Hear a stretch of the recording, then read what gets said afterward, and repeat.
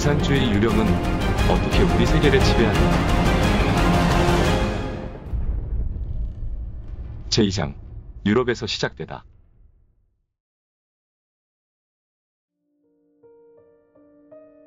정교는 모두 예언을 남겼는데 그중 상당수가 이미 적중했다. 프랑스의 노스트라다무스가 쓴 제3기를 비롯해 페루와 한국 등에서도 대대로 전해지는 예언이 있다. 중국에서도 한나라, 당나라, 송나라, 명나라에 모두 체계적인 예언이 있었는데 예언 현상은 매우 심각한 문제를 설명한다. 역사는 자연스럽게 발전하는 과정이 아니라 미리 써놓은 시나리오처럼 역사의 마지막 순간에는 세상의 모든 종교가 기다리고 있는 사건, 바로 구세주가 인간 세상에 내려온다는 사실을 알려준다.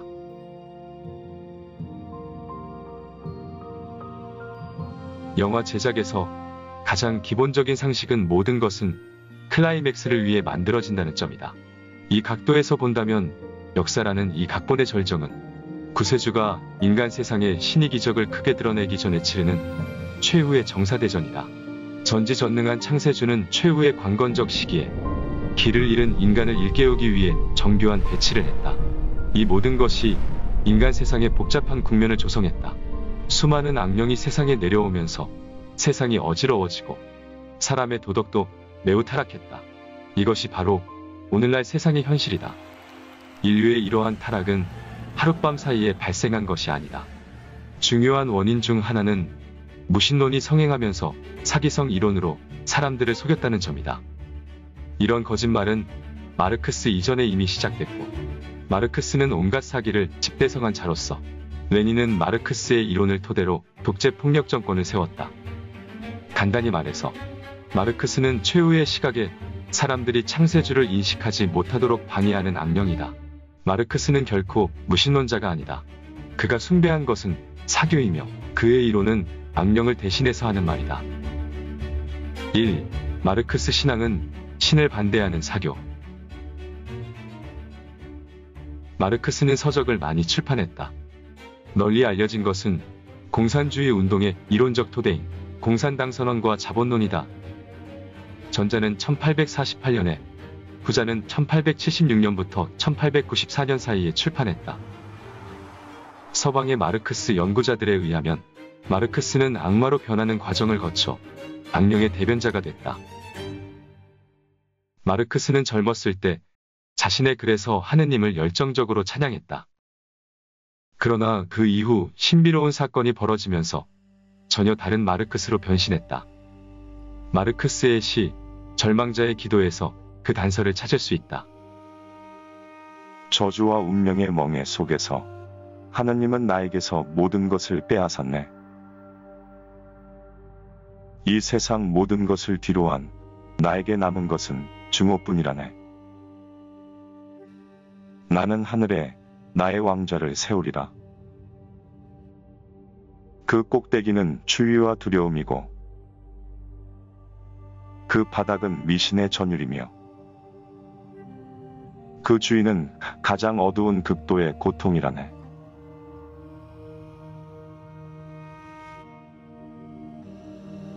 그는 아버지에게 보낸 편지에서 이렇게 썼다. 한 시대가 이미 막을 내렸습니다. 신성한 것들이 제 몸에서 떨어지고 새로운 주인이 머물렀습니다. 불안이 저를 지배하고 있습니다. 저는 그 꿈틀대는 귀신을 달랠 수 없습니다. 저를 사랑하는 당신과 함께 있기 전까지는.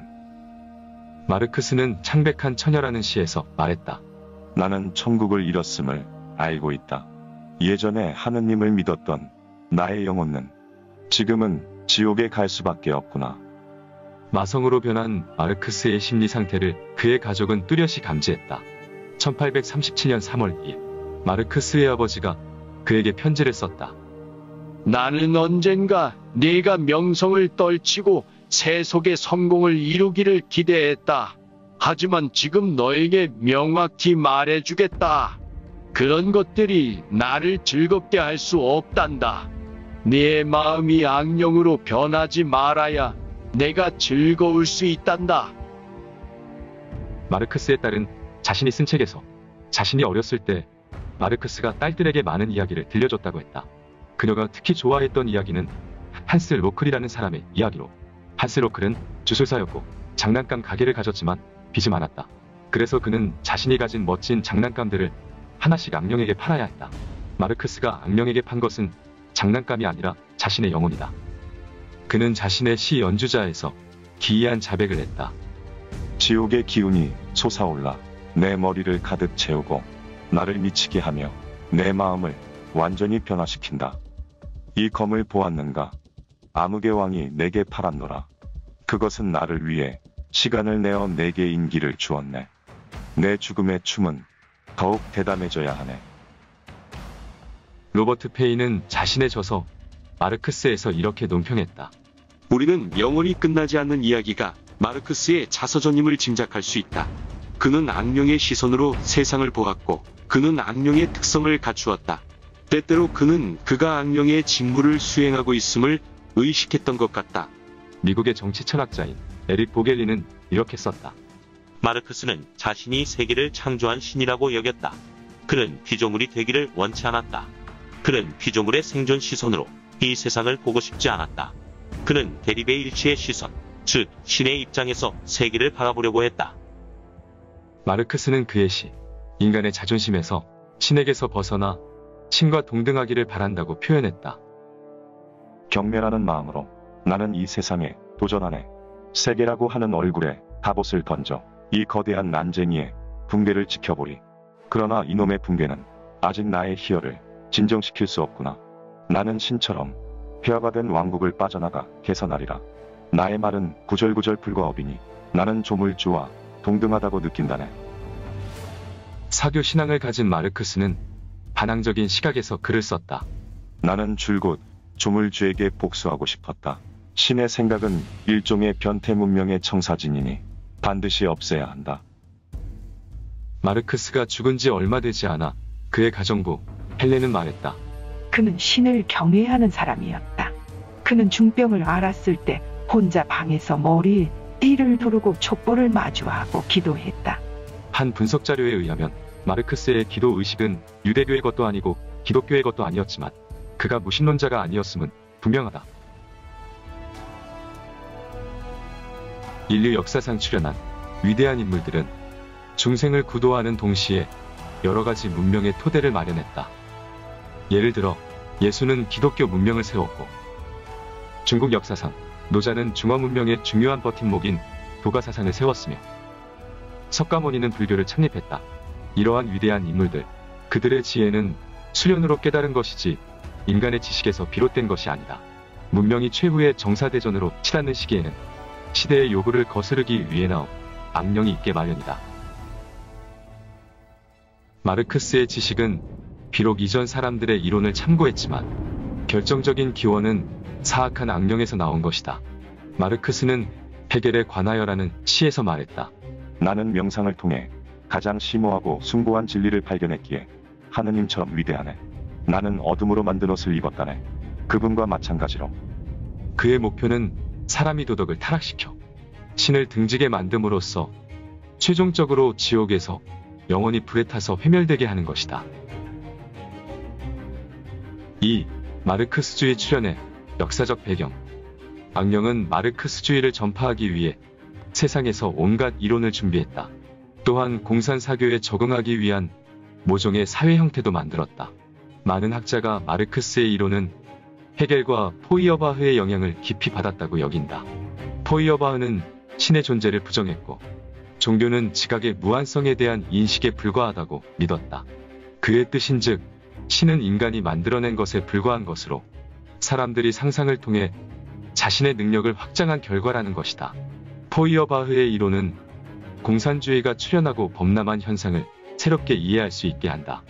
과학이 발전하고 기계를 발명하고 물질이 풍요해지고 의학이 진보함에 따라 사람들은 이러한 물질적 토대의 의지에서도 행복을 추구할 수 있다고 인식한다. 그래서 과학기술 발전과 사회개조를 통해 인간 세상에 더는 신이 필요 없는 천당을 세울 수 있다는 것이다.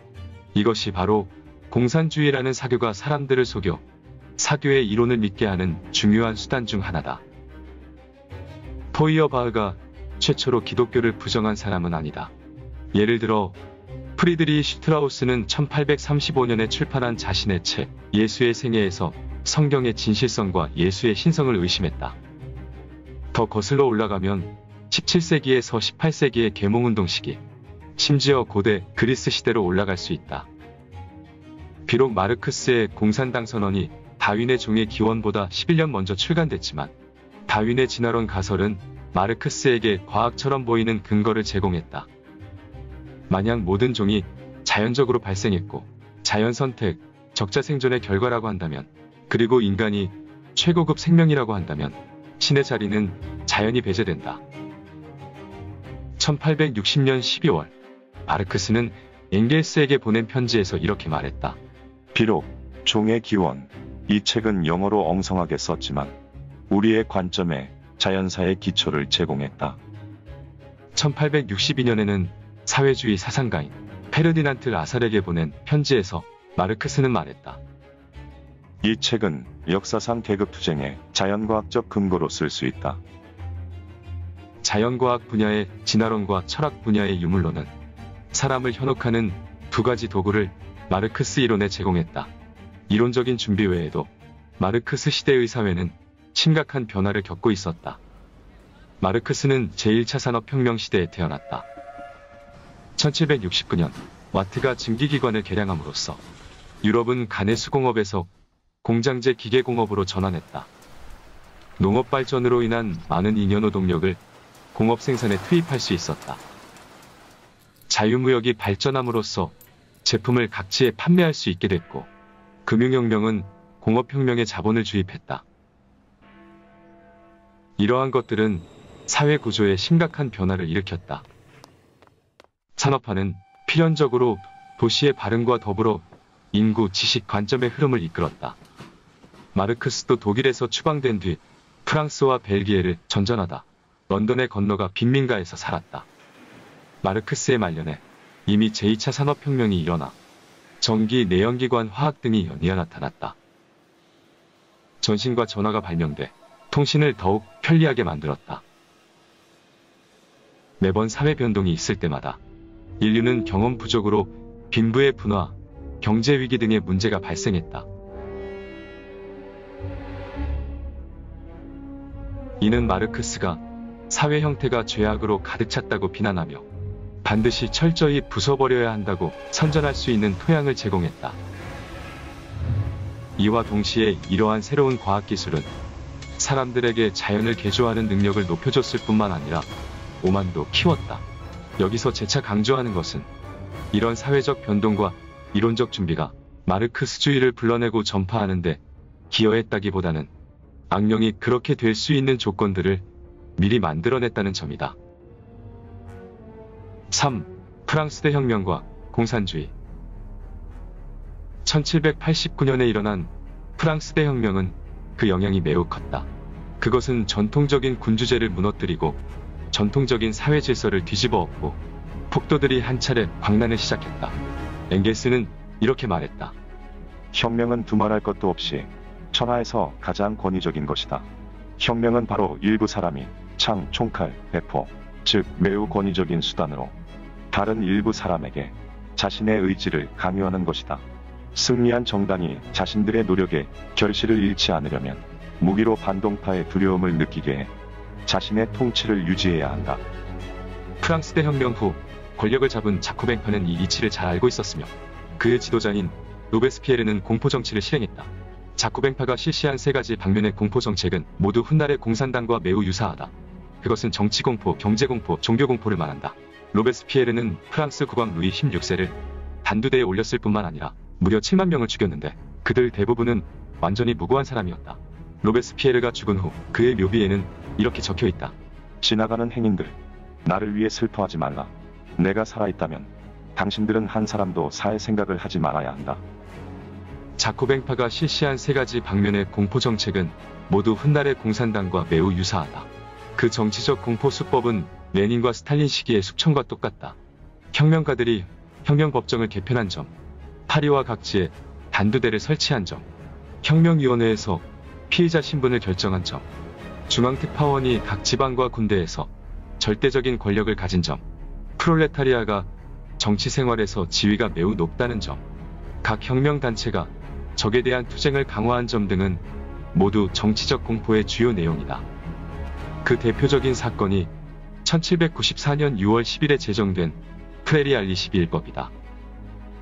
이 법령에 따라 예심제와 변호인제를 취소했고 징벌 방법은 일률적으로 사형으로 정했으며 재판 과정에서 물증이 부족하면 의식상의 근거와 내면의 관념에 따라 추정하고 판결할 수 있다. 프레리 알리 12일법을 실시함으로써 공포가 극도로 확대됐다. 통계에 따르면 전체 공포 시기에 약 30만에서 50만 명이 용의자로 몰려 수감됐다. 그 경제정책수법은 레닌의 전쟁 시기 정책과 유사하다. 1793년 7월 26일 통과된 매점매석 금지법령을 위반한 자는 사형에 처했다. 프랑스는 원래 천주교의 가장 큰 지지자였다.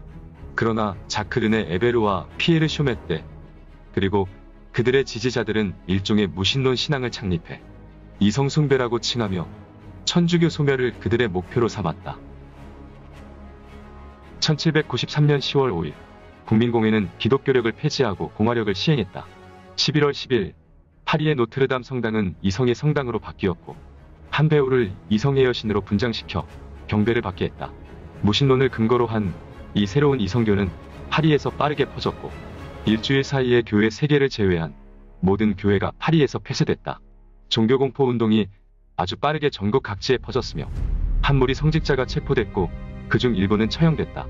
프랑스 대혁명의 수법은 훗날 파리코민과 레닌이 수립한 소비에트 정권에 본보기를 제공했을 뿐만 아니라 사상적으로 마르크스주의의 형성과 내재적 연관성이 있다. 프랑스 대혁명을 직접 경험한 공상사회주의자 프랑스와 노엘 바베프는 사유제 소멸을 구체적으로 제출했다. 마르크스는 그를 최초로 진정한 능동적 공산주의 정당의 기초를 다진 사람이라고 칭송했다. 프랑스는 19세기에 사회주의 사조의 영향을 매우 깊게 받았는데 바베프 사상의 영향하에 비밀단체 무법자 동맹이 파리에서 빠르게 커져갔다. 독일 재봉사 비렐름 바이틀링이 1835년 파리에 도착해 이 단체에 가입했고 그의 지도로 1836년 무법자 동맹은 의인동맹으로 바뀌었다. 1847년 6월에 한 대회에서 의인동맹은 마르크스와 엥겔스가 1년 전 설립한 공산주의자 연락위원회와 합병해 두 사람이 이끄는 공산주의자 동맹이 됐다. 1848년 2월 마르크스와 엥겔스는 국제공산주의 운동의 기본문헌인 공산당선언을 발표했다. 프랑스 대혁명을 시작으로 유럽은 극심한 혼란에 빠졌고 곳곳에서 이른바 혁명이 일어났다. 나폴레옹 정권이 전복된 이후로 스페인, 그리스, 포르투갈, 이탈리아, 독일, 벨기에, 폴란드 등이 모두 혁명의 폭풍에 휩쓸렸다. 1848년에 이르러서는 혁명과 전쟁이 유럽 전역에 널리 퍼졌다. 이러한 불안한 정세는 공산주의 사상이 급속하게 퍼져나가는 매개체가 됐다. 1864년 마르크스 등은 제1인터내셔널이라 불리는 국제노동자협회를 건립했는데 마르크스가 실질적인 지도자였다. 마르크스는 규율이 엄격한 혁명가들로 구성된 핵심 조직을 만들어 노동자들에게 폭력을 선동하는 한편 이 새로운 조직에서 그와 의견이 일치하지 않는 자들을 제거했다. 예를 들어 바고니는 혁명에 관심이 많은 최초의 러시아인으로 제1인터내셔널의 수많은 멤버가 그에게 몰리자 마르크스는 그를 러시아 차르가 보낸 스파이로 몰아 제1인터내셔널에서 제명했다. 제1인터내셔널 최대의 공산주의 운동은 프랑스 지부가 이끈 1871년의 파리 코민 운동이었다. 4. 파리 코민은 공산주의 시발점.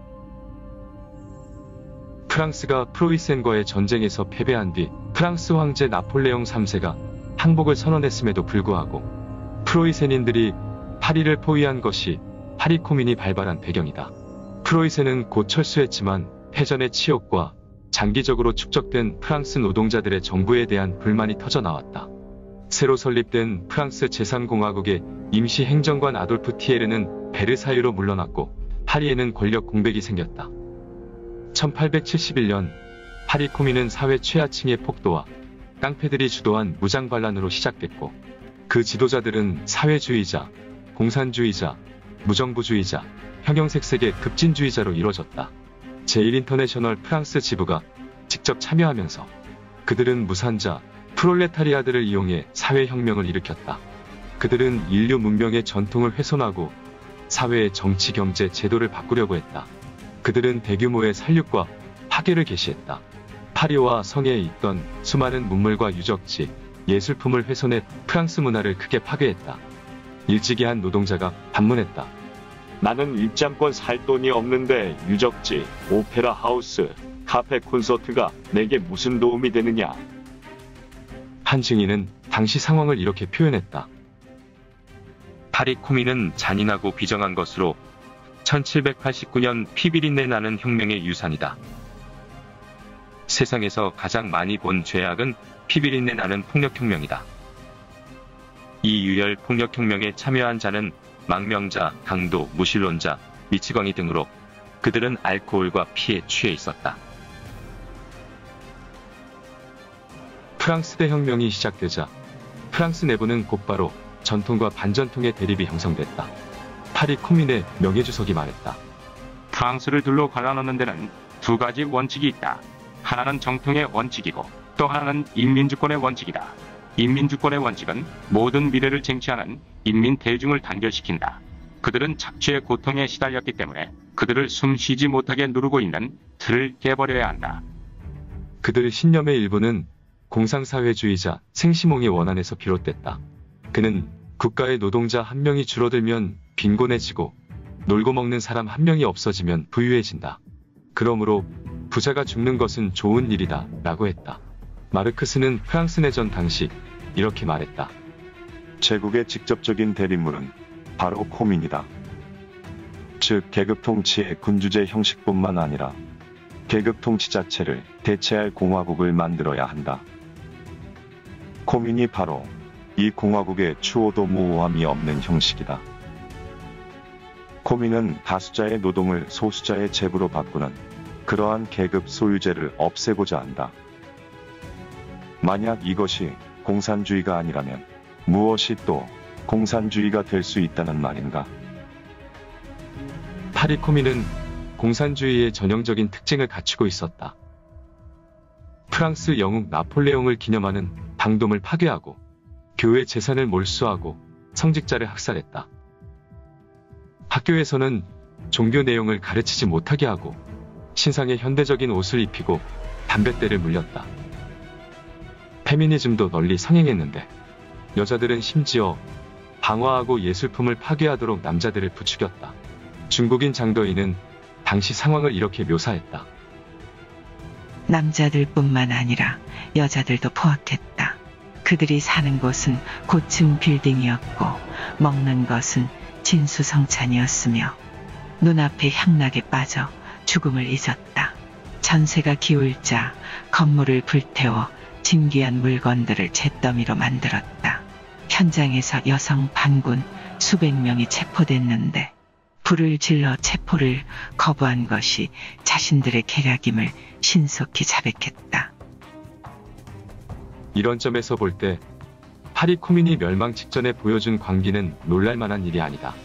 1871년 5월 23일 코민 당국은 최후 방어선이 무너지기 직전 릭상부르 궁전, 튀일리 궁전, 루브르 박물관, 오페라 가르니에, 파리 시청, 내무부, 사법부, 왕궁 및 샹젤리제 거리 양쪽에 디럭스 호텔과 고급 아파트를 불태워 버리라고 지시했다. 차라리 파괴할지언정 적에게 넘겨주지 않겠다는 뜻이다. 오후 7시 코민 멤버들이 타르와 기름을 들고 여러 곳에 불을 질렀다. 금빛 찬란하던 휘일리 궁전이 초토화됐다. 방화범들은 인근에 있던 루브르 박물관도 불사르려 했으나 다행히 아돌프 티에르 부대가 제때 도착해 화재를 진압했다. 파리 코민 이후 마르크스는 신속하게 이 사건에 근거해 자신의 이론을 재점검하고 공산당 선언에 유일한 수정을 했다. 그는 노동자 계급은 단순히 기존의 국가기구를 빼앗는 것이 아니라 때려 부숴야 한다고 했다. 5. 공산주의가 전 세계로 확산. 공산주의는 이로 말미암아 더욱 파괴적으로 변했고 영향을 끼친 범위도 더욱 넓어졌다.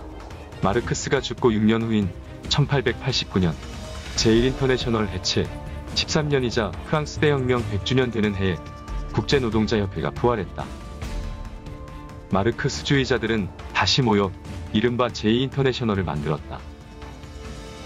공산주의 이론을 토대로 인류 해방과 계급 폐지 등의 기치를 내걸었고 19세기 말에는 마르크스의 이름과 연결된 유럽 노동자 운동이 빠르게 성장했다. 레닌은 이렇게 평가했다. 마르크스와 엥겔스의 노동자 계급에 대한 공적은 이렇게 간단하게 표현할 수 있다. 그들은 노동자 계급의 자아인식과 자기의식을 가르쳤고 과학으로 환상을 대체했다. 악령이 거짓말과 세뇌를 통해 공산주의를 인간의 이데올로기에 입력함으로써 갈수록 많은 사람이 공산주의 사상을 받아들였다. 1914년에 이르러 세계에는 이미 30개에 가까운 사회당이 있었고 각국은 노동조합 조직과 협동조합 조직을 대량으로 만들었다. 제1차 세계대전 직전에는 노동조합원이 1000만 명 이상이었고 협동조합 사원도 700만 명을 넘었다. 역사학자 에릭 홉스범은 자신의 책 세상을 어떻게 바꿀 것인가 마르크스와 마르크스주의에 관한 이야기들이라는 책에서 다음과 같이 썼다. 이들 유럽 국가의 사회사상은 거의 모두 사회주의 운동이나 노동운동과 정치적으로 연관돼 있건 연관돼 있지 않건 마르크스의 영향을 분명히 받았다. 이와 동시에 공산주의는 유럽을 통해 러시아와 동양으로 퍼지기 시작했다. 1886년에서 1890년 사이 레닌은 칼 마르크스의 저서 자본론을 접하기 시작했고 그 후 공산당 선언을 러시아어로 번역했다. 레닌은 감금과 추방을 당한 후 서유럽에 거주하며 제1차 세계대전을 맞이했다. 세계적인 전쟁은 공산주의를 보급하는 편리한 도구가 됐다. 니콜라이 러시아 차르가 1917년 2월 혁명에서 최종적으로 패배할 때 레닌은 스위스에 갇혀 있었고 그 후 반년 뒤 10월 쿠데타를 통해 권력을 잡았다. 제1차 세계대전은 세상에 공산주의 기지를 건립하는 결과를 낳았다. 그게 바로 러시아다. 유라시아 대륙에 걸쳐 있고 오랜 전통이 있고 인구와 자원이 많고 세계에서 땅이 가장 넓은 나라였는데 공산주의 국가가 됐다. 제1차 세계대전은 공산당이 러시아 정권을 탈취하는 결과를 낳았다. 제2차 세계대전은 공산 세력이 홍수처럼 유라시아 대륙으로 확장되게 하고 중국을 집어삼켰다. 스탈린은 말했다. 이번 전쟁은 이전의 전쟁과는 다르다.